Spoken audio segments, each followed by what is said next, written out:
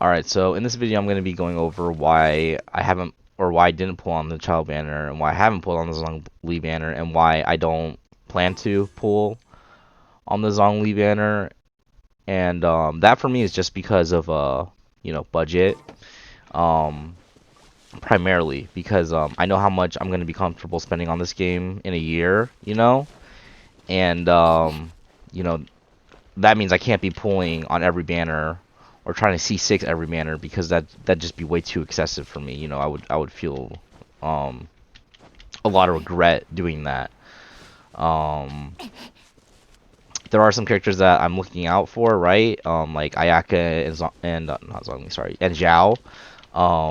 They both look to me really cool, and like they have really cool kits, and so I'll probably pull on those banners. But as far as like right now is concerned, like I'm not gonna pull. I haven't pulled the Child banner. I'm not gonna pull the Zhongli banner because regardless of how strong they are, like I know Child was pretty strong, and Zhongli right now kind of has mixed reviews, but it's just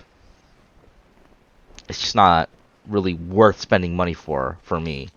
You know what I mean? Even, C0, like, I'm probably not really going to play them because, like, my other characters have higher constellations, they do more damage, and they're more fun to me. If I can choose between playing Mona and Child, I'd rather play Mona. I think Mona's more cool. I think her kit's more fun. That's, just the way that I feel personally.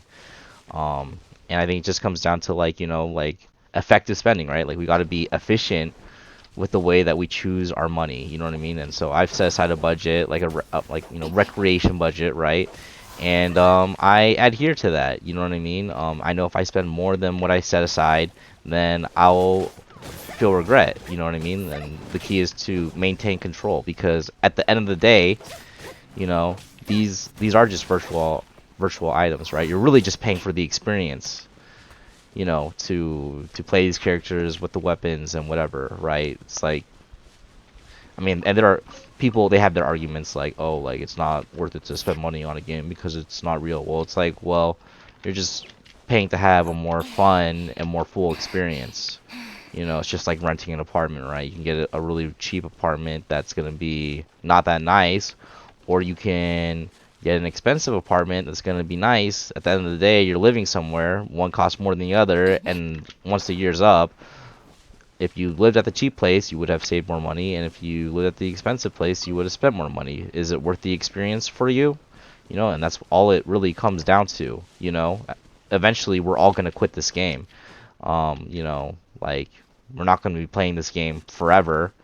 Um, and so you have to consider that too. Like if you're gonna spend more than you're comfortable with, then think about like when you do finally quit the game. And I know a lot of people have that sunken cost fallacy. They're like, oh, I've already been playing so long, I've already spent so much money, might as well keep playing. But then you're just digging yourself a deeper hole because you're gonna keep spending money and keep committing time, right? And you should only be spending money or whatever or playing if it's fun for you, not if it stresses you out. And I can tell already people are getting stressed out. They're debating like whether getting their life essentials or pulling on these gacha banners, and that's not a healthy mindset. Just use, if you have money for recreation, use that, right? Because you need to be able to spend the amount of money that you can once you quit and walk away from the game. Consider like, okay, well, you know like I spent this amount of money, but that's okay because I budgeted that, I accounted for it, and I'm comfortable with it, and that's fine. I paid for the experience, right? It's just like, that people who get obsessed for like, Gucci handbags and stuff or whatever, right? Eventually, right, as long as you use it, it's gonna get worn, or even a really nice car, right? The resale value is gonna drop and whatever, and you're gonna lose money on it, you know. So, and for some people it's worth it, and for some people it's not, right? So think of what's gonna be comfortable or tolerable for you, and go based off of that, okay? And so, you know, be efficient with your spending and spend only what you're comfortable with. And that's what I'm doing, and I advise all of you guys to do the same as well, okay?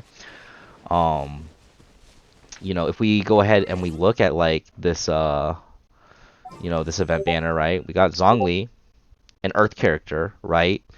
and then all these like weapons that synergize with Earth, right? And they're doing that on purpose. They want you to pull um, both, right? Because if you have a shield, you're gonna get an attack boost or enhanced stats or whatever if you use those weapons while you have a shield. Well, who gives you a shield? Zhongli, who's also the only 5-star Earth character.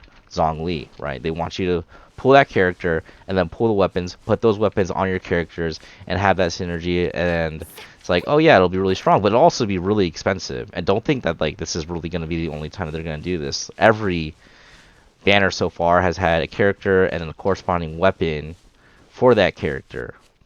Okay, and you know the weapons are always going to be getting stronger. The characters are always going to be getting stronger. I mean, slowly over time with power creeping. You know, right now we don't see that because you know Wolf's Greystone is apparently better than the Earth Claymore that they have out right now. I don't know about Noelle. I mean, she is an Earth character, so who knows how it works out on her. But that's what I've heard at least. I can't say because I'm not getting that Earth Claymore. Um, but yeah, like if you go for all of these things, it's like, you know, yeah, you're gonna be decked out, but you're also gonna spend a lot of money, maybe more money than you're comfortable spending. You know, but they do this for a reason, right? They have 3 week banners for a reason too, so that like, you know, once, you know, because they want you to pull on those banners within those 3 weeks, because you're gonna feel like, oh well, if I don't get this character on this banner now, they might never come back, or they might not come back for a long time. Like I gotta get it now. Like they want you to make that decisive choice to pull on the banner within that 3 week time limit. But you know, once that 3 weeks is up, you're just gonna be doing the same thing. Like, oh wow, well this character is gonna be going away soon. I got to get it, right? And 3 weeks again, same thing. So be selective. Don't go for everything. It's not like you get like some like crazy achievement for having every character. You know, if you do go for every character and every weapon, like consider all of the like how are you gonna level up all your characters? How are you going to level up all your weapons? How are you going to get all the talent level or talent ascension materials? How are you going to get all the level ascension materials or character ascension materials? And how are you going to get the weapon ascension materials? You know, like that's going to take a lot of time, a lot of effort, a lot of resin. Okay. Right now, for me, like I'm just focusing on, you know, maxing out the characters which I have. You know, I want to get the best artifacts that I can, and that's what I'm working on.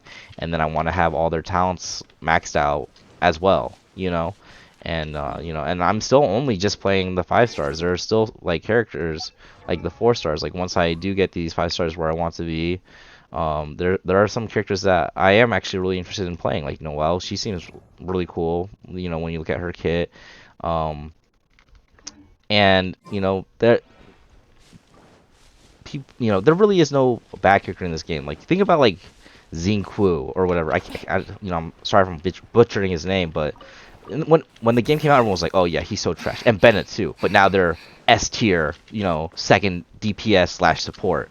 You know what I mean? Like every character in this game is overall pretty good. You know what I mean? Except like Amber, you know what I mean? I mean, even Amber can be decent if you have good weapons and artifacts and whatever, right?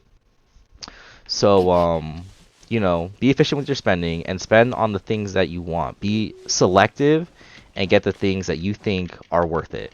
That's what I'm doing, and yeah, so, I guess that's it for the video. Thanks for watching, and yeah.